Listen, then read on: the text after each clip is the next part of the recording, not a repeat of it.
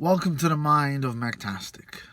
The topic I want to really get into is due to what I've seen on the internet recently, which was about depression, which was about figuring out who you are, which was about expressing yourself without fear of judgment, and realizing when you do that, when you express, you will encourage a new community of people in your world, a new culture of people.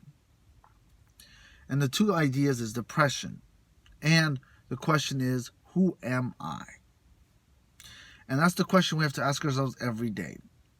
Because the moment we start to live for somebody else is the moment we will never be true to ourselves. And when you live for yourself, you will notice two things. The right people will stay and the wrong people will leave. And that's much more beautiful. Imagine a heavy backpack. You can't have all those things in there. Some you think you need, some you might need, some you really need.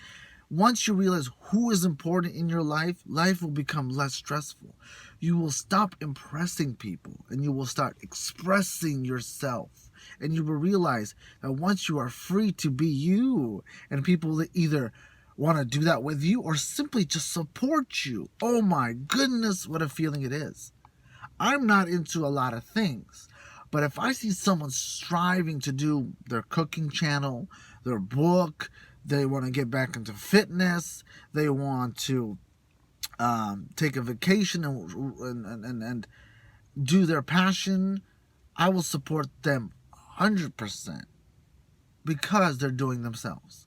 We were always taught at a young age to agree with our parents or to simply obey our parents, to obey and agree with our teachers. We couldn't argue, we couldn't defend ourselves, and we felt anger, we felt depressed, we felt alone, we felt isolated, we felt picked on. And those conditional situations repeat themselves now. Now we're adults, but we still have people asking us questions, telling us what to do, telling us how to be, and making us feel like we have to apologize. The reality is, before we had no one to comfort our feeling and realize that feeling is temporary and that feeling is not real because someone made us feel that way. And once we tell ourselves it's okay to say no and hurt their feelings, it's okay to say no and not do what they say, it's okay to disagree, and it's okay to be ourselves, then we have someone to support ourselves. And that is ourselves. Not spiritual, not some kind of community of energy or whatever. It is true. The world will say, do it this way, and you say no. You're now protecting yourself. Now you're doing what your gut tells you. Not what your mind is all over the place, or your heart doesn't want to hurt people, or your brain is full of people's words, this and that, left, right, him or her, them, it, this, me, you. It's always should be ourselves in the sense of, yes, we do what we want for ourselves. At the same time, it benefits other people and other communities. Like, you like to work out, and you're not hurting yourself, you're getting in shape, or you're writing your book, or you're learning how to cook new food, you're helping yourself, and it's also going to help the world. If you're hurting yourself, try to understand why. Because a lot of us are hurting ourselves by being part of things that don't matter.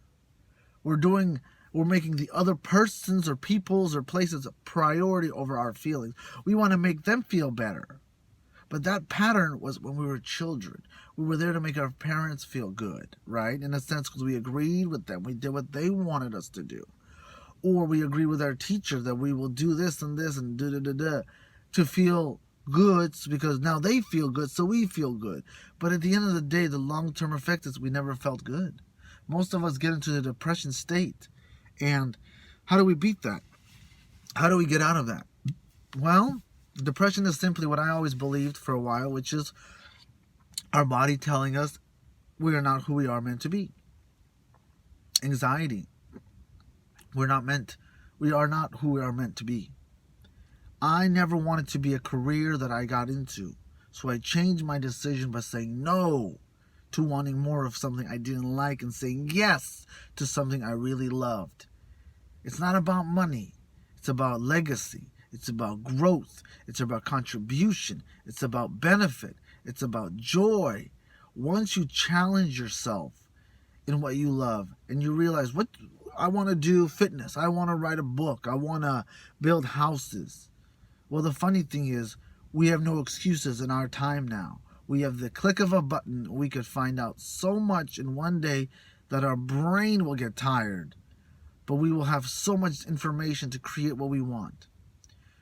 To beat depression, you must beat yourself out of who you were and become what you want. Because who you were was everything the world wanted you to be for those specific people in those specific times. They're still in your life or they're not, doesn't matter. But now you can do what you want to do. If you want to go to the gym, if you want to travel the world, if you want to say no to people, do it. And if they don't like it, now you know the truth of they were not there for you. They wanted you in their life for them. Priority. If they're your family, you know, they might not be happy with your decisions, but at the end of the day, the question always is who am I? Believe that.